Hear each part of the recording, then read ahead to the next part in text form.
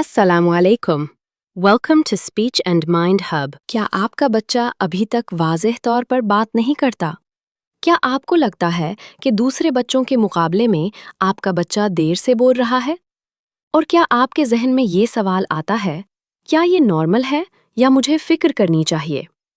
आज की वीडियो में हम इसी मौजू पर बात करेंगे। तो आइए शुरू करते हैं आज के हमारे मौजू से। सबसे पहले हमें ये समझना ज़रूरी है कि लेट टॉकिंग चाइल्ड क्या होता है।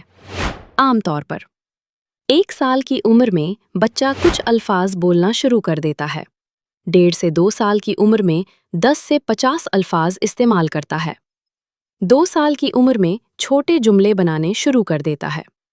अगर बच्चा 2 साल की उम्र में भी बहुत कम अल्फाज बोल रहा हो, या अल्फाज को वाज़ेह तौर पर अदा ना कर रहा हो, या बातचीत में दिलचस्पी कम दिखा रहा हो, तो उसे स्पीच डिले या लेट टॉकिंग कहा जा सकता है। लेकिन याद रखें, हर बच्चा मुख्तलिफ रफ्तार से सीखता है, इसलिए ज़रूरी नहीं कि हर देर से बोलने वाला बच्चा किसी बड़े मसले का शिकार हो। लेकिन वालिदैन को जल्दी तवज्जो देना बहुत ज़रूरी होता है। अब सवाल ये है कि बच्चा देर से क्यों बोलता है? कुछ आम वजूहात ये हो सकती हैं। 1. ज़्यादा स्क्रीन टाइम।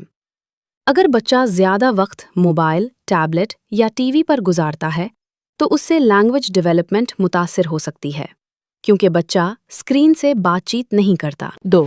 कम कम्युनिकेशन।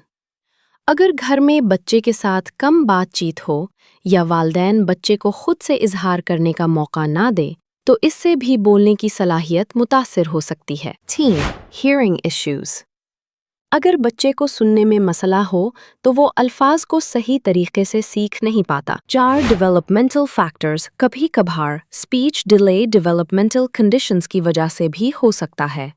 इसीलिए अगर मसला ज़्यादा महसूस हो तो स्पीच थेरेपिस्ट से मशवरा करना ज़रूरी है। अब हम बात करेंगे उन 5 आसान तरीकों की जो वालिदैन घर पर इस्तेमाल करके बच्चे की स्पीच डेवलपमेंट बेहतर बना सकते हैं। तरीका नंबर 1, बच्चे से ज़्यादा बात करें।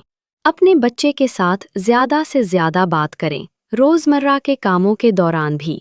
मसलन, कपड़े पहनते वक्त, खाना खाते वक्त, खेलते वक्त बच्चे को बताएं, ये बॉल है, ये सेब है, चलो बाहर चलते हैं।